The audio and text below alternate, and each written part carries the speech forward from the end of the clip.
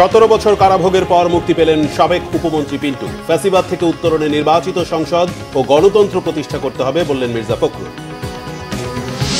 নভ theatre ও পদ্মা সেতু মামলায় শেখ হাসিনার বিরুদ্ধে অভিযোগ তদন্ত করবে দুদক। হাসিনার দুর্নীতির অনুসন্ধানকে অগ্রাধিকার দিচ্ছে সরকার, জানিয়েছেন প্রেস সচিব। শেখ হাসিনাকে ফেরত চেয়ে বাংলাদেশের চিঠির উত্তর দেয়নি ভারত, জানিয়েছে পররাষ্ট্র মন্ত্রণালয়।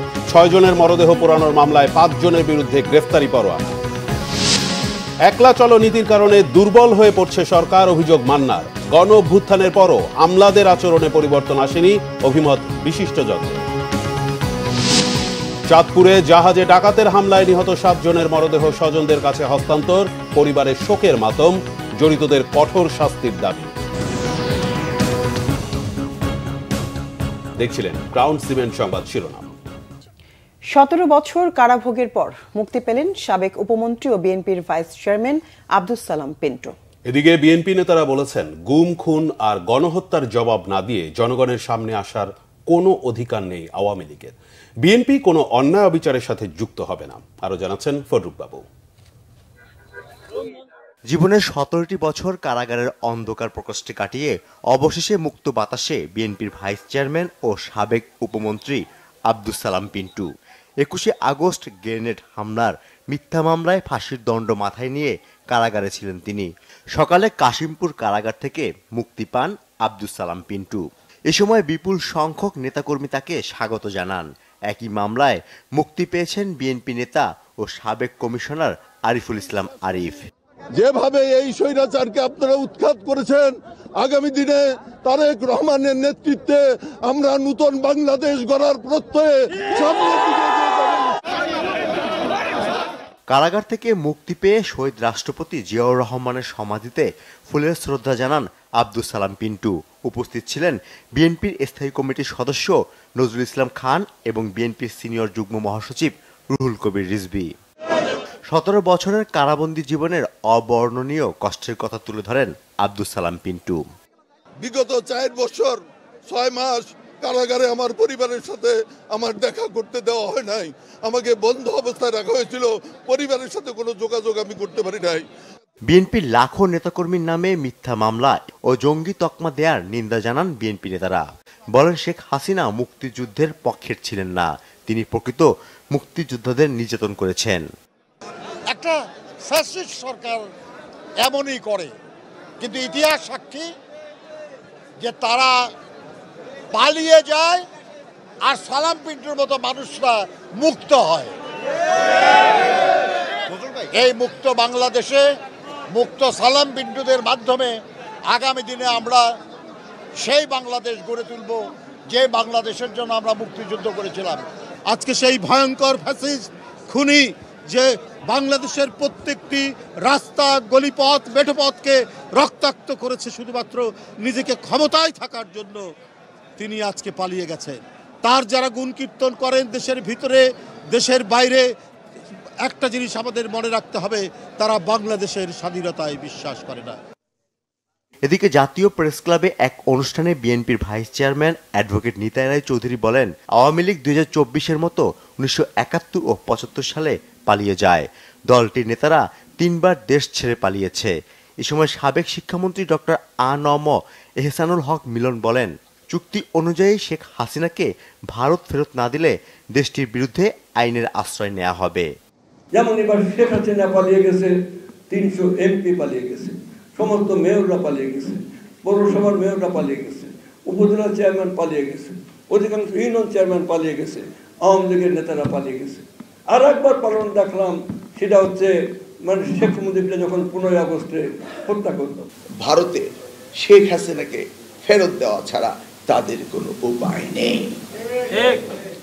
আমরা যেভাবে পার্শ্ববর্তী প্রতিবেশকে পাল্টাতে পারবো না, তারাও প্রতিবেশী বাংলাদেশকে পাল্টাতে পারবে না। ভারত ভিসা বন্ধ করে নিজেরাই বিপদের সম্মুখীন হয়েছে এমন কথা উল্লেখ করে বিএনপি নেতারা বলেন, ভারত বাংলাদেশ ছাড়া চলতে পারবে না। ফররুখ বাবু, বাংলা ভিশন, ঢাকা। এদিকে গণহত্যায় জড়িতদের কাউকে বিএনপিতে নেওয়া হবে না বলে জানিয়েছেন দলের মহাসচিব মির্জা ফখরুল ইসলাম আলমগীর। সন্ত্রাসীদের বিএনপিতে কোনো ঠাঁই নেই বলেও হুঁশিয়ার করেন তিনি। সকালে ঠাকুরগাঁও প্রেস ক্লাবে বিএনপি মহাসচিবের পক্ষ থেকে 2000 শীতার্থের মধ্যে শীতবস্ত্র বিতরণ শেষে সাংবাদিকদের তিনি এসব কথা বলেন। ফ্যাসিবাদ থেকে উত্তরণ ও দেশকে দুর্নীতিমুক্ত রাখতে নির্বাচিত সংসদ দিয়ে দেশ পরিচালনা ও গণতন্ত্র প্রতিষ্ঠা ছাড়া অন্য কোনো উপায় নেই বলে মন্তব্য করেন মির্জা ফখরুল ইসলাম আলমগীর। দুর্নীতি ফ্যাসিবাদ থেকে উত্তর রাখতে গণতন্ত্রকে প্রতিষ্ঠিত রেস্টোরেশন অফ ডেমোক্রেসি, জনগণের যে শাসন সেই শাসনকে স্থাপিত করতে হবে। অর্থাৎ জনগণের যে পার্লামেন্ট, জনগণের যে নির্বাচিত যে পার্লামেন্ট, সেই পার্লামেন্ট দিয়ে দেশ পরিচালনা করতে হবে, সেই সরকার দিয়ে দেশ পরিচালনা করতে হবে।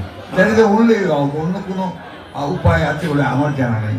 আমার বয়স হয়ে গেছে, আমি জানি যে একটা ইনস্টিটিউশন যদি তৈরি করা যায়, প্রতিষ্ঠানগুলো যদি নির্মাণ করা যায় গণতন্ত্রের, তাহলে সেটাই হবে সবচেয়ে বড় রক্ষা। যারা সন্ত্রাসী, যারা গণহত্যার সঙ্গে জড়িত হয়েছিল, যারা হত্যা করেছে, দুর্নীতির সঙ্গে জড়িত, তাদের কাউকে বিএনপিতে নেওয়া হবে। অন্যদিকে রাজনৈতিক ও অর্থনৈতিক সংকট সমাধানে দ্রুত নির্বাচন দেওয়ার আহ্বান জানিয়েছেন বিএনপির স্থায়ী কমিটির সদস্য আমির খসরু মাহমুদ চৌধুরী। বিএনপি চেয়ারপারসনের গুলশান কার্যালয়ে বিএনপির লিয়াজো কমিটির সভা শেষে তিনি আহ্বান জানান। এ সময় রাজনৈতিক দলগুলোর মধ্যে দূরত্ব কমিয়ে নির্বাচনী রোডম্যাপ দেওয়ার আহ্বান জানায় গণ অধিকার পরিষদ।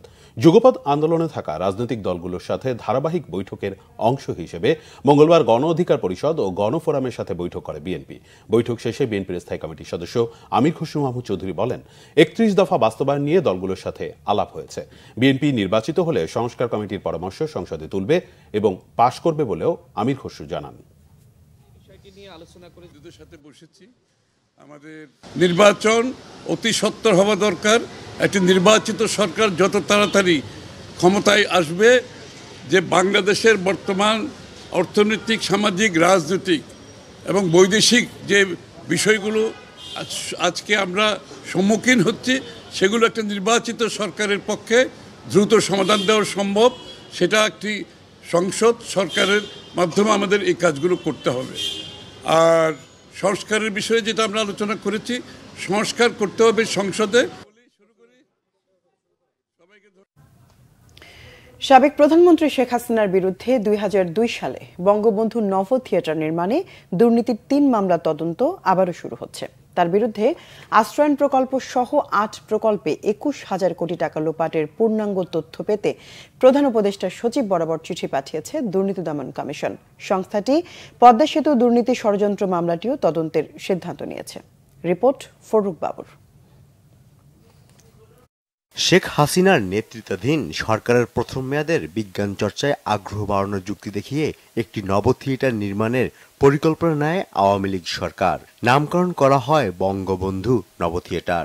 2001 সালে ক্ষমতা ছাড়ার ঠিক 2 দিন আগে একনেক সভায় এ প্রকল্পের জন্য অর্থ বরাদ্দ বাড়িয়ে 120 কোটি টাকা লোপাট করেন শেখ হাসিনা। 2002 সালে এই অভিযোগে শেখ হাসিনা সহ তার সরকারের সাবেক 7 মন্ত্রী ও সংশ্লিষ্ট 14 জনের বিরুদ্ধে তেজগাঁও থানায় মামলা করে তৎকালীন দুর্নীতি দমন ব্যুরো। 2010 সালে বঙ্গবন্ধু নব থিয়েটার নির্মাণে দুর্নীতির অভিযোগে শেখ হাসিনার বিরুদ্ধে দায়ের হওয়া 3টি মামলা বাতিল করে হাইকোর্ট। শেখ হাসিনার রিট আবেদনে বিচারপতি শামসুদ্দিন চৌধুরী মানিক এবং বিচারপতি বোরহান উদ্দিনের বেঞ্চ রায় দিয়ে বলেছিল, অসৎ উদ্দেশ্যে মামলাগুলো করা হয়েছিল। এদিকে শেখ হাসিনার বিরুদ্ধে টাকা লোপাটের তদন্তে তথ্য পেয়ে প্রধান উপদেষ্টার দপ্তরে চিঠি দিয়েছে দুদক। মিরসরাই অর্থনৈতিক অঞ্চল, খুরুশকুল বিশেষ আশ্রয়ণ প্রকল্প 2, বেবজা সহ 8 প্রকল্প বাস্তবায়নের আড়ালে দুর্নীতির মাধ্যমে 21,000 কোটি টাকা লোপাটের অভিযোগ শেখ হাসিনার বিরুদ্ধে। অনুসন্ধান সংক্রান্ত তথ্যাদি পাওয়ার পরে এগুলি পর্যালোচনা করবেন তারা, এবং এটার সাথে অভিযোগ প্রমাণের সহায়ক এবং অভিযোগ সংশ্লিষ্ট যারা থাকবেন তাদের সবাইকে তাদের কাছে জিজ্ঞাসাবাদ করা হবে। এছাড়া রাজশাহী 2 আসনের সাবেক সংসদ সদস্য মনসুর রহমান ও সাবেক স্থানীয় সরকার বিভাগের প্রতিমন্ত্রী স্বপন ভট্টাচার্যের বিরুদ্ধে মামলা করেছে দুদক।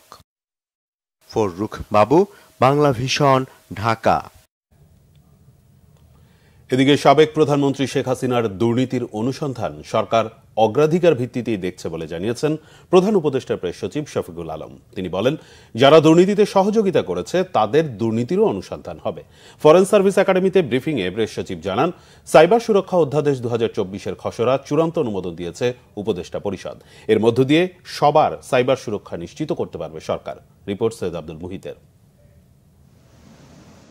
প্রধান উপদেষ্টা ডক্টর মোহাম্মদ ইউনূসের সভাপতিত্বে তেজগাঁওয়ে নিজ কার্যালয়ে উপদেষ্টা পরিষদের বৈঠক হয়।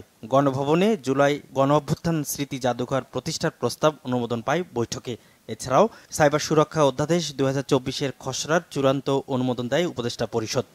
পতিত স্বৈরাচার শেখ হাসিনা এটাকে ইউজ করেছিলেন দেশে একটা ভয়ের পরিবেশ, কেউ যেন তার অপিনিয়নকে ফ্রিলি এক্সপ্রেস করতে না পারেন, সেইটাকে বন্ধ করার জন্য। তো সেইটাকে চেঞ্জ করে এখন একটা সাইবার সুরক্ষা অধ্যাদেশ, ওইটাকে যেহেতু স্ক্র্যাপ হয়েছে এটা ডিসিশন, সেটার একটা অনুমোদন করা হয়েছে। এবং এটার মূল ইস্যু হচ্ছে আমরা সাইবার স্পেসকে সবার জন্য আমরা সেভ করতে চাই।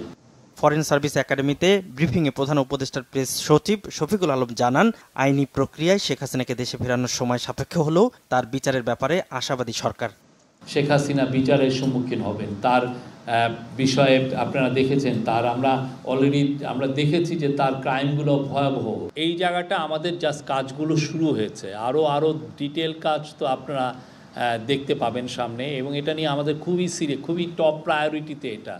আপনি জানেন উনি একটা চোরতন্ত্র এখানে জারি করেছিলেন, তো সেই চোরতন্ত্রে কারা কারা আসলে তার সাথে এই মহাচুরিতে জড়িত ছিল এটা বাংলাদেশের মানুষ জানতে চায় এবং এটা জানানোটা আমাদের একটা নৈতিক দায়িত্ব। তিনি জানান, বঞ্চনা নিরসন কমিটির সুপারিশে বঞ্চিত 764 জনের পদোন্নতি অনুমোদন করেছে উপদেষ্টা পরিষদ।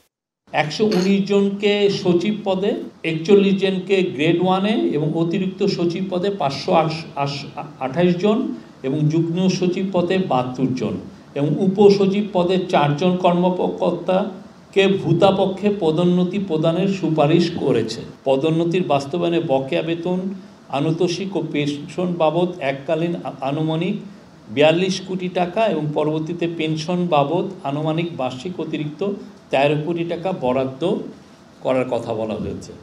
সুপারিশ বাস্তবায়নে অর্থ জনপ্রশাসনকে ব্যবস্থা নিতে নির্দেশ দিয়েছে উপদেষ্টা পরিষদ। সৈয়দ আব্দুল মুহিত, বাংলা ভিশন, ঢাকা। গণঅভ্যুত্থানের মুখে দেশ থেকে পালিয়ে ভারতে আশ্রয় নেয়া ক্ষমতাচ্যুত প্রধানমন্ত্রী শেখ হাসিনাকে ফেরত চেয়ে বাংলাদেশের চিঠির জবাব এখনও ভারত দেয়নি বলে জানিয়েছেন পররাষ্ট্র মন্ত্রণালয়ের মুখপাত্র রফিকুল আলম। জানান, দিল্লি চিঠির জবাব দিলে সে অনুযায়ী পরবর্তী ব্যবস্থা নেওয়া হবে। স্বাভাবিক সময়ের মধ্যে উত্তর না পেলে তাগাদা পত্র দেওয়া হবে বলেও জানান তিনি। রিপোর্ট করছেন ইমরুল কায়েস। অপরাধীদের দেশে ফিরিয়ে এনে বিচার করতে 2013 সালে ভারতের সাথে বন্দি বিনিময় চুক্তি করে সে সময়ের প্রধানমন্ত্রী শেখ হাসিনা। ভাগ্যের নির্মম পরিহাসে সেই বন্দি বিনিময় চুক্তি অনুযায়ী শেখ হাসিনাকে ফেরত চেয়ে সোমবার চিঠি দিয়েছে ঢাকা। তবে দিল্লি থেকে এখনও কোনো জবাব আসেনি বলে জানিয়েছেন পররাষ্ট্র মন্ত্রণালয়ের মুখপাত্র রফিকুল আলম। পররাষ্ট্র মন্ত্রণালয়ে আয়োজিত ব্রিফিংয়ে এ তথ্য জানান তিনি। গতকালকে এই কূটনৈতিক পত্রটা হস্তান্তর করা হয়েছে এবং এখন পর্যন্ত আমাদের জানা মতে সরকারি চ্যানেলে আমরা কোনো উত্তর পাইনি। আপনি যেটার কথা বলেছেন এগুলা মিডিয়াতে এসেছে, স্পেকুলেটিভ। এই মুহূর্তে এটা নিয়ে কোনো মন্তব্য আমরা করব না, বরঞ্চ আমরা অপেক্ষা করব ভারত সরকারের উত্তরের জন্য। সেই উত্তরের উপর ভিত্তি করে বাংলাদেশ সরকারের পরবর্তী পদক্ষেপ নির্ধারিত হবে। জবাবের জন্য একটা স্বাভাবিক সময় পর্যন্ত বাংলাদেশ অপেক্ষা করবে বলেও রফিকুল আলম জানিয়েছেন। আপনারা যদি এক্সট্রাডিশন ট্রিটিটা দেখেন, আমি যতটুকু মনে করতে পারি এখানে কোনো টাইম লিমিট মেনশন করা নাই। সুতরাং এটার উত্তর পাওয়ার জন্য ভারত সরকারের পক্ষ থেকে উত্তর আসার জন্য আমাদেরকে অপেক্ষা করতে হবে। আমরা একটা সময় পর্যন্ত নিশ্চয়ই দেখব, যে কোনো জিনিসের উত্তর দেওয়ার একটা স্বাভাবিক সময় আছে। যদি সেই সময়ের মধ্যে উত্তর না আসে তাহলে এটার আরেকটা তাগিদপত্র দেওয়া হবে, আবার জানানো হবে যে আমরা এটার জন্য উত্তর এক্সপেক্ট করছি। তো প্রত্যেকটা বিষয়ের উপরে ভিত্তি করে সেটা স্বাভাবিক সময় নির্ধারিত হয়। আপনারা নিশ্চয়ই অনুধাবন করছেন যে আমরা যে বিষয়টা নিয়ে কথা বলছি সেটা অত্যন্ত সংবেদনশীল একটা বিষয়। এই সংবেদনশীল বিষয়ে স্বাভাবিক সময় কি এটার কোনো ব্র্যাকেটিং করা আমার মনে হয় আমার তরফ থেকে বা আপনাদের তরফ থেকে কোনো রকমের ইন্টারপ্রেট করার কোনো সুযোগ নাই। এটা যতটুক সময় দুই দেশের সরকার মনে করবে যে এটা কারেক্ট, তারা সেভাবেই ডিসাইড করবে। ভারতে থেকে বিভিন্ন দেশের দলীয় ফোরামে শেখ হাসিনার বক্তব্য দেয়াকে অন্তর্বর্তী সরকারের পছন্দ না করার বিষয়টিও দিল্লিকে জানিয়ে দেওয়া হয়েছে বলে জানান পররাষ্ট্র মন্ত্রণালয়ের মুখপাত্র ইমরুল কায়েস, বাংলা ভিশন, ঢাকা। আমার মনে হয় যে বৈষম্য বিরোধী ছাত্র আন্দোলনের সময় আশুলিয়ায় 6টি মরদেহ পোড়ানোর ঘটনায় ঢাকা 19-এর সাবেক এমপি সাইফুল ইসলাম ও 4 পুলিশ কর্মকর্তার বিরুদ্ধে গ্রেপ্তারি পরোয়ানা জারি করেছে আন্তর্জাতিক অপরাধ ট্রাইব্যুনাল। গ্রেপ্তারি পরোয়ানা জারি হওয়া বাকি 4 জনের নাম পরিচয় প্রকাশ করা হয়নি। চিফ প্রসিকিউটর তাজুল ইসলাম বলেছেন, শেখ হাসিনাকে দেশে ফেরাতে পারলে বিচার কাজ আরও সহজ হবে। এস এম ফয়েজের রিপোর্টে বিস্তারিত। 5 আগস্ট 2024 দুপুর থেকে বিজয় উল্লাস গোটা দেশে। ছাত্র জনতার তোপের মুখে দেশ ছেড়ে পালিয়ে যান শেখ হাসিনা। তারপরও নির্বিচারে গুলি করে হত্যা করা হয় ছাত্র জনতাকে। শুধু তাই নয়, আলামত নষ্ট করতে লাশে আগুন ধরিয়ে দেয় পুলিশ। সামাজিক মাধ্যমে ভাইরাল হওয়ায় দেশ জুড়ে দেখা দেয় তীব্র প্রতিক্রিয়া। লাশ পোড়ানোর সঙ্গে জড়িত পুলিশ সদস্যদের গ্রেফতার ও বিচারের দাবি ওঠে। দেশ ছেড়ে পালানোর সময় বিমানবন্দরে আটক হন ঢাকার অতিরিক্ত পুলিশ সুপার আব্দুল্লাহ আল কাফি। পরে গ্রেপ্তার হন এএসপি শাহিদুল ইসলাম। তারা দুজনেই আছেন কারাগারে। এই ঘটনায় 6 জনের বিরুদ্ধে গ্রেপ্তারি পরোয়ানা চাওয়া হয়। শুনানি শেষে সাভার আশুলিয়া এলাকার সাবেক সংসদ সদস্য সাইফুল ইসলাম ও 4 পুলিশ কর্মকর্তার বিরুদ্ধে গ্রেপ্তারি পরোয়ানা জারি করে বিচারপতি গোলাম মুর্তজা মজুমদারের নেতৃত্বে 3 সদস্যের আন্তর্জাতিক অপরাধ ট্রাইব্যুনাল। প্রথমে গুলি করে হত্যা করা হয়। হত্যা করার পরে তাদের প্রথমে চ্যাংদলা করে একটা রিক্সা ভ্যানের মধ্যে উঠানো হয়। ওইখানে কিছুক্ষণ ফেলে রাখার পরে পরবর্তী সময়ে পুলিশের একটা ভ্যান নিয়ে আসে, সেই ভ্যানে তাদেরকে উঠানো হয়। ভ্যানটা সেখান থেকে সরিয়ে থানার পাশে একটা জায়গায় একটা দোকানের সামনে দাঁড় করিয়ে রেখে সেই লাশগুলোতে পেট্রোল এনে বোতল ভরে এক জায়গা থেকে পেট্রোল আনে একজন, আরেকজন এই পেট্রোলটা ঢালে, আরেকজন ম্যাচ নিয়ে আসে, তারপরে আগুন দিয়ে জ্বালিয়ে দেওয়ার চেষ্টা করা হয় গাড়ি সহ। তাদের এই জ্বালিয়ে দেওয়ার চেষ্টা করার উদ্দেশ্য ছিল যাতে করে মানুষ বুঝতে না পারে যে এদেরকে কে হত্যা করেছে। পুলিশ হত্যা করে পুলিশের গাড়িতে রেখে আগুন দিলে মানুষ মনে করতে পারে যে পুলিশের গাড়িতে যেহেতু আগুন দেওয়া হয়েছে হয়তো এই হত্যাকাণ্ডটা ছাত্র জনতা করেছে। এইভাবে দায়টা অ্যাভয়েড করার জন্য তারা পুলিশের গাড়িতে রেখে আগুন দেয়। ঢাকা 19 আসনের সেই সময় যে এমপি ছিল সাইফুল ইসলাম, সে নিজ হাতে অস্ত্র নিয়ে গুলি বর্ষণ করেছে পুলিশের পাশাপাশি ছাত্রলীগকে নিয়ে। তিনি সহ এই লাশ পোড়ানোর ঘটনার সাথে সেই সময় কর্মরত 4 জন পুলিশ অফিসারকে আমরা শনাক্ত করেছি। এই 4 জন আর সাইফুল ইসলাম ঢাকা 19-এর এমপি সেই সময়ের, তার বিরুদ্ধে আমরা গ্রেপ্তারি পরোয়ানা জারির জন্য আবেদন করেছিলাম। আদালত গ্রেপ্তারি পরোয়ানা জারি করেছেন আজকে, বলেছেন ইমিডিয়েটলি তাদেরকে অ্যারেস্ট করে আদালতে সোপর্দ করার জন্য। নামটা আমরা যেহেতু এই অতীতের অভিজ্ঞতা থেকে নাম বলা মাত্র পালিয়ে গেছে, সেজন্য আমরা এই মুহূর্তে বলছি না। এটা আমরা যথাযথভাবে সরকারের আইনশৃঙ্খলা বাহিনীর যে ঊর্ধ্বতন মহল যারা গ্রেপ্তারটাকে এনশিওর করেন, যারা গ্রেপ্তারটা করেন আসলে, তাদেরকে আমরা জানিয়ে দিয়েছি যাতে করে তারা এই গ্রেপ্তারটা সুষ্ঠুভাবে করতে পারে পালিয়ে যাওয়ার আগে। তাজুল ইসলাম জানান, শেখ হাসিনাকে ফিরিয়ে আনার চেষ্টা চলছে। ছাত্র জনতার মধ্যে সবার মধ্যে আমাদের ব্যাপারে যাতে কোনো অনাস্থা তৈরি না হয়, আমরা ব্যাপক হারে গ্রেপ্তারি পরোয়ানা জারি করছি না। কারণ গ্রেপ্তারি পরোয়ানা ব্যাপকভাবে জারি না করে আমরা তদন্ত করে যাদের বিরুদ্ধে কনক্রিট এভিডেন্স পাচ্ছি সেগুলোকেই আমরা নিয়ে আসছি, কিন্তু কোনো অপরাধী ছাড় পাবে না, এটাও সত্য। আর বিভিন্ন থানাগুলোতে গোটা বাংলাদেশ জুড়ে যে সমস্ত থানায় মামলাগুলো করেছেন ভিকটিম পরিবার, আমরা আইনশৃঙ্খলা রক্ষাকারী বাহিনী এবং সরকারের পক্ষ থেকে যে নির্দেশনা, আমরা সরকারের পক্ষ থেকে যে মতামত জানতে পেরেছি যে এই মামলাগুলোর কিন্তু তদন্ত অব্যাহত থাকবে।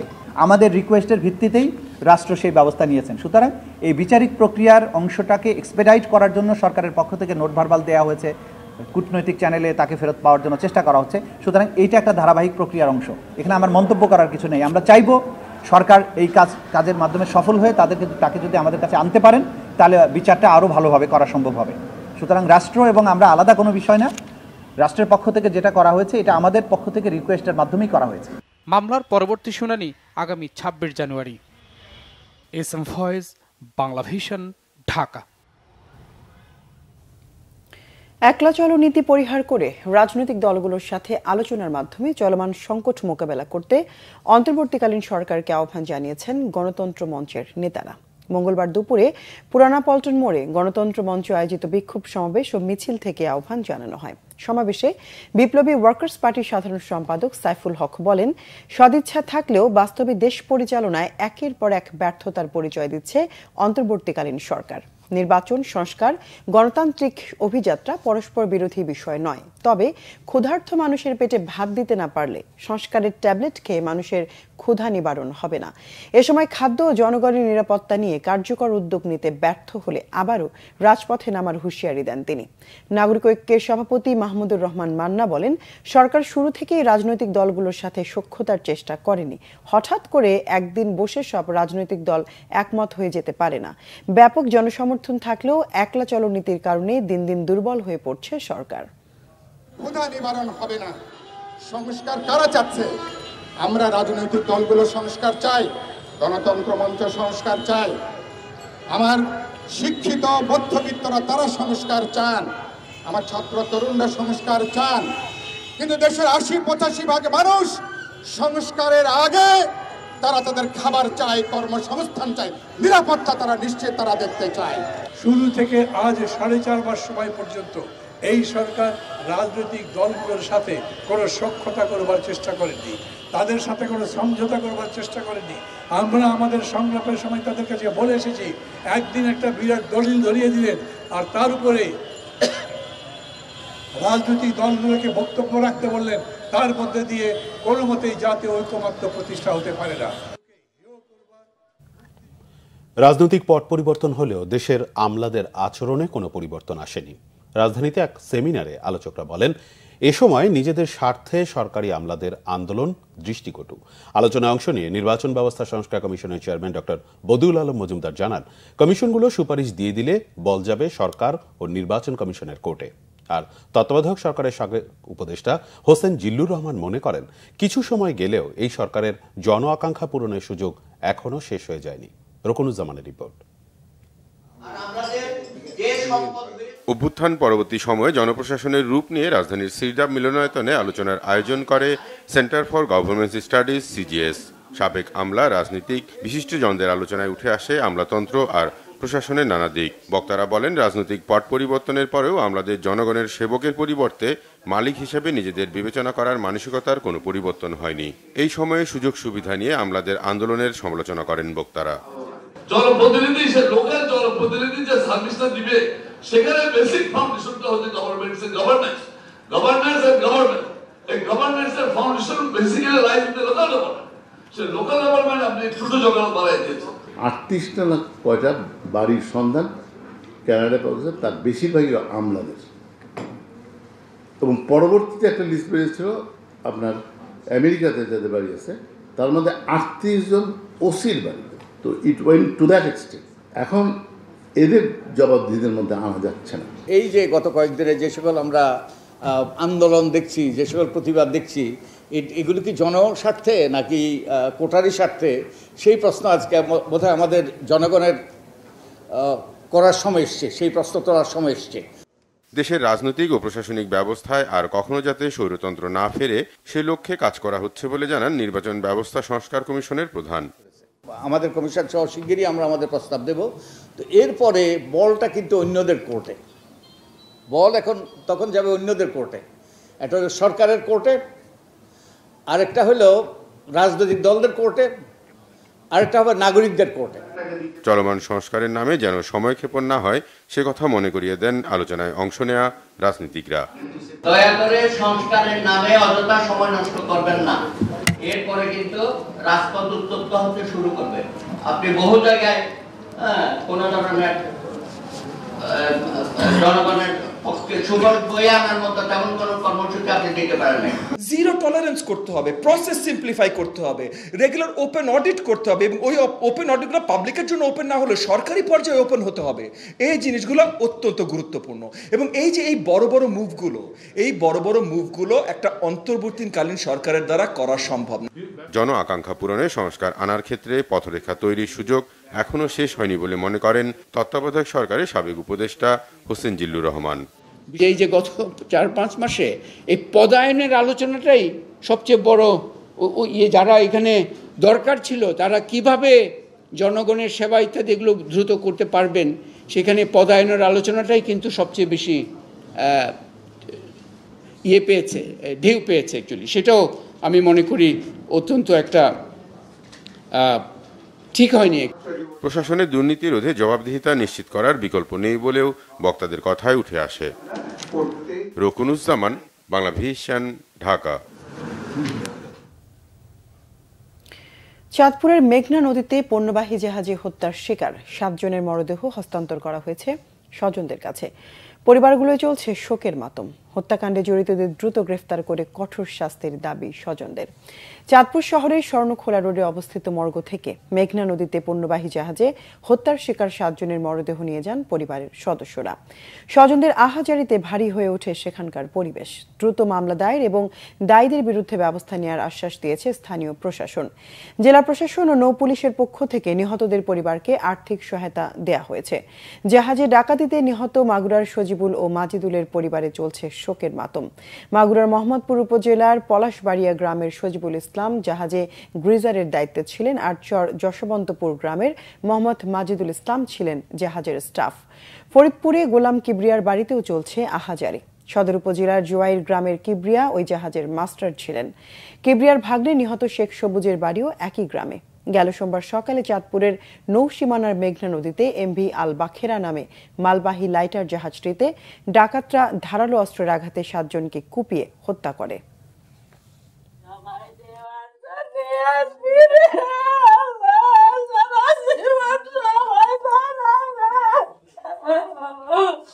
আমার বাইরে কেমনে বাইরে থেকে গেল আমি সহ্য করতে পারতেছি না। আমি বিচার চাই, আমি প্রশাসনের কাছে বিচার চাই, বিচার চাই। মামলাটাকে আমরা একটা চাঞ্চল্যকর মামলা হিসেবে আমরা এটাকে ট্রিট করছি এবং সেটা যাতে দ্রুত আমরা এটার তদন্ত বলেন বা চার্জশিট বলেন সেটা যাতে আমরা এজেন্সিগুলো দিতে পারে। প্রধান উপদেষ্টা অধ্যাপক ডক্টর মোহাম্মদ ইউনূস বলেছেন, সংখ্যালঘু সংখ্যাগরিষ্ঠ এই শব্দগুলো নয়, ধর্মীয় সংহতি চাই। এদেশে সবাই এক পরিবার, সবাই একত্রে থাকবে, এমন স্বপ্ন বাস্তবায়নে সবাইকে এগিয়ে আসার আহ্বান জানিয়েছেন তিনি। রাষ্ট্রীয় অতিথি ভবন যমুনায় খ্রিস্ট ধর্মাবলম্বীদের প্রতিনিধিদের সঙ্গে শুভেচ্ছা বিনিময় অনুষ্ঠানে তিনি আহ্বান জানান। প্রধান উপদেষ্টা বলেন, নিজ নিজ ধর্মের শান্তির বাণী নিজের মনের মধ্যে স্থাপন করা গেলে অন্য ধর্মের মধ্যেও তা খুঁজে পাওয়া যাবে। তখন আর অন্য ধর্মের সঙ্গে বিভেদ থাকবে না।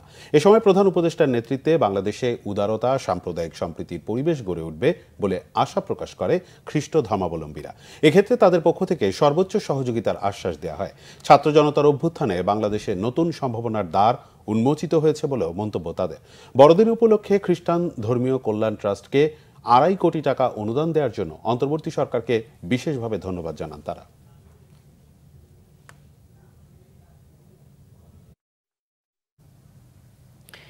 শান্তিপূর্ণ সহাবস্থানে থেকে কাঁধে কাঁধ মিলিয়ে সুখী সমৃদ্ধ দেশ গঠনে সব ধর্মের মানুষকে এগিয়ে আসার আহ্বান জানিয়েছেন সেনাবাহিনীর প্রধান জেনারেল ওয়াকারুজ্জামান। শুভ বড়দিন উপলক্ষে রাতে রাজধানীর কাকরাইল গির্জা ও আর্চ বিশপের হাউস ঘুরে দেখেন সেনাপ্রধান। এ সময় তিনি খ্রিস্টানদের বড়দিনের শুভেচ্ছা জানান। সেনাবাহিনী প্রধান জেনারেল ওয়াকারুজ্জামান বলেন, সাম্প্রদায়িক সম্প্রীতি এদেশের গর্ব। সব সম্প্রদায়ের মানুষ যাতে তাদের নিজ নিজ ধর্মীয় উৎসব শান্তিপূর্ণভাবে উৎসাহ উদ্দীপনার মধ্য দিয়ে পালন করতে পারে, সে লক্ষ্যে আইনশৃঙ্খলা বাহিনীর পাশাপাশি সেনাবাহিনীর সদস্যরাও নিরলসভাবে দায়িত্ব পালন করছেন।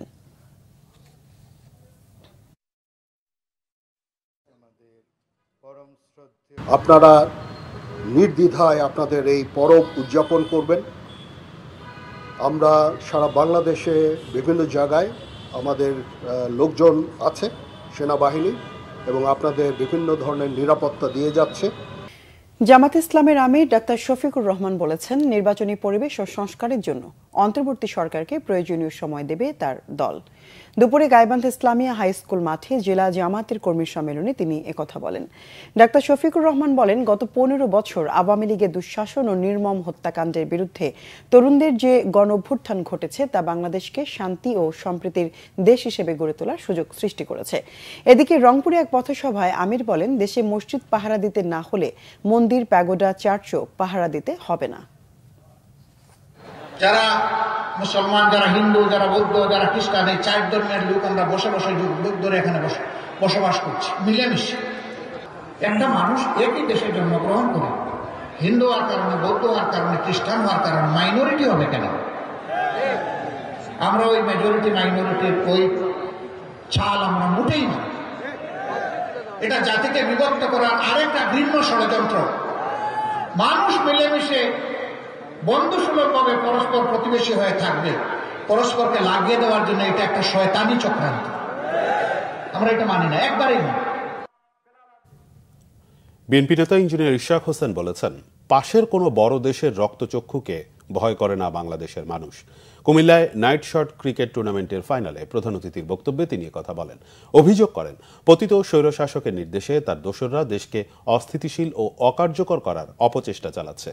উপস্থিত ছিলেন কেন্দ্রীয় বিএনপির শিল্প বিষয়ক সম্পাদক আবুল কালাম, বাংলাদেশ ফুটবল ফেডারেশনের সহ সভাপতি সাব্বির আহমেদ আরেফ, কাজী মাধৈর আলী ইউনাইটেড নেশনসের সভাপতি, যুবদল নেতা মেহেদি হাসান রাজ ও লাকসাম উপজেলা বিএনপির যুগ্ম আহ্বায়ক মোশাররফ হোসেন মশু।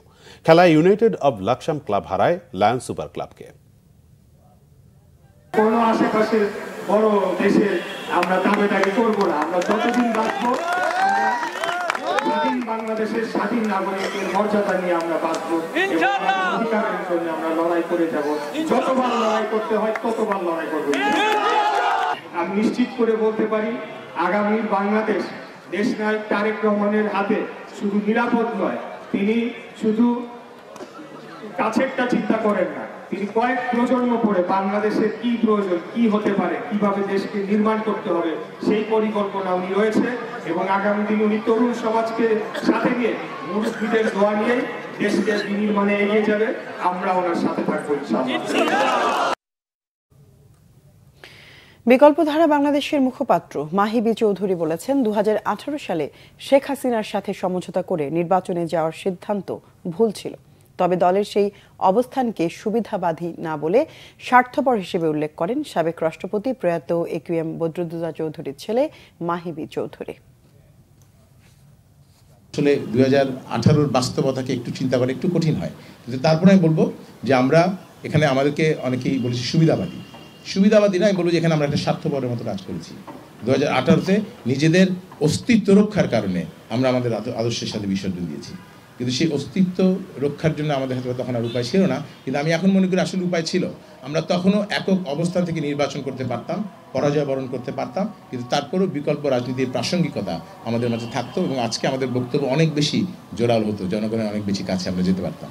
উপলব্ধি ও আত্মসমালোচনার মাধ্যমে এই ভুল থেকে বেরিয়ে এসে বিকল্পধারার আদর্শকে সমুন্নত করতে না পারলে আমি মনে করি বর্তমান প্রজন্মের কাছে বিকল্পধারা তার প্রাসঙ্গিকতা হারাবে। আরো কিছু খবর নিয়ে এখন একটি ডেস্ক রিপোর্ট। বিএনপির যুগ্ম মহাসচিব সৈয়দ ইমরান সালে প্রিন্স বলেছেন, নির্দিষ্ট কোনো ধর্মাবলম্বীদের নয়, বিএনপি সকল ধর্ম, বর্ণ, গোত্রের মানুষের দল। যারা বিএনপি সম্পর্কে মিথ্যাচার করেছে তারা দেশ ছেড়ে পালিয়ে গেছে বলে মন্তব্য করেন তিনি। সন্ধ্যায় হালুয়াঘাটে খ্রিস্ট ধর্মাবলম্বীদের বড়দিনের উৎসবে যোগ দিয়ে এসব কথা বলেন তিনি। চীন ও বাংলাদেশের কূটনৈতিক সম্পর্কের 50তম বার্ষিকী সামনে রেখে চায়না থ্রু লিটারেচার শীর্ষক দ্বিতীয় সিএমজি রাইটার্স ফোরামের আয়োজন হয়েছে রাজধানীতে। দুই দেশের জনগণের মধ্যে নিবিড় যোগাযোগ ও বন্ধুত্ব স্থাপনের লক্ষ্যেই এই আয়োজন। জাতীয় প্রেস ক্লাবে চায়না মিডিয়া গ্রুপের উদ্যোগে এতে বিশেষ অতিথি হিসেবে উপস্থিত ছিলেন বাংলাদেশের চায়না দূতাবাসের cultural counsellor Li Xiaofeng, press institute of বাংলাদেশের ডিরেক্টর জেনারেল ফারুক ওয়াসিফ, বাংলা একাডেমির পরিচালক ডক্টর মোহাম্মদ হারুন রশিদ এবং GM মিজানুর রহমান। এছাড়াও উপস্থিত ছিলেন বিশিষ্ট লেখক ও সাংবাদিক ডক্টর মাহবুব হাসান, আব্দুল হাই শিকদার সহ অন্যরা। ওয়ালটন ও সেফ ইলেকট্রিক্যাল অ্যাপ্লায়েন্সের বার্ষিক ডিস্ট্রিবিউটর কনফারেন্স হয়েছে কক্সবাজারে। 22 ও 23 তারিখের দুদিনের সম্মেলনে অংশ নেন ডিস্ট্রিবিউটর, সেলস এক্সিকিউটিভস, ওয়ালটন পরিচালনা পর্ষদ সদস্য ও ঊর্ধ্বতন কর্মকর্তারা। আতশবাজির মধ্য দিয়ে এই আয়োজনের উদ্বোধন করেন ওয়ালটন হাইটেক ইন্ডাস্ট্রিজের চেয়ারম্যান SM শামসুল আলম ও ব্যবস্থাপনা পরিচালক SM মাহবুবুল আলম। উপস্থিত ছিলেন ওয়ালটন হাইটেক ইন্ডাস্ট্রিজের পরিচালক জাকিয়া সুলতানা, মাইক্রোটেক কর্পোরেশনের CEO নিশাত তাসনিম সূচি, ওয়ালটন প্লাজার MD মোহাম্মদ রায়হান, ওয়ালটন হাইটেকের AMD নজরুল ইসলাম সরকার সহ অন্যরা। প্রাথমিক বিদ্যালয়ের শিশুর মা বাবাদের মানসিক স্বাস্থ্য ও চাহিদা নিরূপণ বিষয়ক অংশীজন কর্মশালা হয়েছে রাজধানীতে। ব্র্যাক সেন্টার ইনে যৌথভাবে কর্মশালার আয়োজন করে বাংলাদেশ ECD নেটওয়ার্ক ও ব্র্যাক বিশ্ববিদ্যালয়ের শিক্ষা উন্নয়ন ইনস্টিটিউট। প্রধান অতিথি ছিলেন মহিলা ও শিশু বিষয়ক মন্ত্রণালয়ের অতিরিক্ত সচিব তানিয়া খান। বিশেষ অতিথি ছিলেন ব্র্যাক IEDর সিনিয়র উপদেষ্টা ডক্টর মোহাম্মদ মুসা, বাংলাদেশ ECD নেটওয়ার্কের সভাপতি ডক্টর মঞ্জুর আহমদ, জাতীয় মানসিক স্বাস্থ্য ইনস্টিটিউটের সহযোগী অধ্যাপক ডাক্তার হেলাল উদ্দিন আহমেদ, শিশু মনোবিজ্ঞানী ফরিদা আক্তার সহ অন্যরা। বায়োমেকানিক্স অব মেন্টাল হেলথ বিষয়ক সেমিনার হয়েছে ইউনাইটেড ইন্টারন্যাশনাল ইউনিভার্সিটিতে। বিকালে বিশ্ববিদ্যালয় ক্যাম্পাসে সেমিনারে মূল বক্তা ছিলেন যুক্তরাষ্ট্রের ইলিনয় বিশ্ববিদ্যালয়ের মেকানিক্যাল সায়েন্স অ্যান্ড ইঞ্জিনিয়ারিং বিভাগের প্রফেসর ডক্টর মোহাম্মদ তাহের আবু সাইফ। সম্মানিত অতিথি ছিলেন বুয়েটের উপাচার্য professor doctor ABM Badruzzaman, IAR এর নির্বাহী পরিচালক professor emeritus doctor M Rizwan Khan. এছাড়াও বক্তব্য রাখেন বিশ্ববিদ্যালয়ের treasurer Mohammad Abdul Mokaddem, school of science and engineering এর dean professor doctor Hasan Sarwar, CSIRS এর পরিচালক এবং সিভিল ইঞ্জিনিয়ারিং বিভাগের প্রফেসর ডক্টর মোহাম্মদ মুজিবুর রহমান ও অন্যান্যরা। Bangla Vision news desk. সংবাদ শেষ করব ক্রাউন সিমেন্ট শিরোনামগুলো আরেকবার জানিয়ে। 17 বছর কারাভোগের পর মুক্তি পেলেন সাবেক উপমন্ত্রী পিন্টু। ফ্যাসিবাদ থেকে উত্তরণে নির্বাচিত সংসদ ও গণতন্ত্র প্রতিষ্ঠা করতে হবে বললেন মির্জা ফখরুল। নভ থিয়েটার ও পদ্মা সেতু মামলায় শেখ হাসিনার বিরুদ্ধে অভিযোগ, তদন্ত করবে দুদক। হাসিনার দুর্নীতির অনুসন্ধানকে অগ্রাধিকার দিচ্ছে সরকার, জানিয়েছেন প্রেস সচিব। শেখ হাসিনাকে ফেরত চেয়ে বাংলাদেশের চিঠির উত্তর দেয়নি ভারত, জানিয়েছে পররাষ্ট্র মন্ত্রণালয়। 6 জনের মরদেহ পোড়ানোর মামলায় 5 জনের বিরুদ্ধে গ্রেফতারি পরোয়ানা। একলা চলনীতির কারণে দুর্বল হয়ে পড়ছে সরকার, অভিযোগ মান্নার। গণ অভ্যুত্থানের পরও আমলাদের আচরণে পরিবর্তন আসেনি, অভিমত বিশিষ্টজনদের। চাঁদপুরে জাহাজে ডাকাতের হামলায় নিহত 7 জনের মরদেহ স্বজনদের কাছে হস্তান্তর, পরিবারের শোকের মাতম, জড়িতদের কঠোর শাস্তির দাবি। দর্শক, ছিল এখনকার মতো, পরের সংবাদ রাত 1টায় দেখার আমন্ত্রণ রইল। এছাড়া বাংলা ভিশন সংবাদ ও সংবাদ সংশ্লিষ্ট অনুষ্ঠান দেখতে ভিজিট করুন www.bbnews24.com ও facebook.com/banglavishnnews এবং সাবস্ক্রাইব করুন youtube.com/banglavishnnews। শুভরাত্রি।